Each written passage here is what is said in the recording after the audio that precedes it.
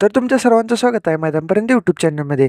तर तुम्हा सर्वांना प्रश्न पडला असेल की आज विठ्ठल नानांचा तेजा आणि सुंदर उर्फ बॉस देवेंद्र फडणवीस केसरी ह्या मैदानामध्ये कोणत्या सेमीत पळणार आहेत आणि आपल्याला कोणाकोणाच्यात लढत पाहायला मिळणार आहे.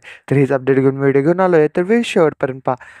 तर आज दिनांक 1 मार्च 2025 आज रेटरदर नेते भव्य देवेंद्र फडणवीस केसरी हे मैदान पार पडत आहे. तर ह्या मैदानामध्ये तेजा आणि सुंदरनी गट क्रमांक 14मध्ये गट पास केला होता आणि सेमीफायनलसाठी पात्र ठरले होते.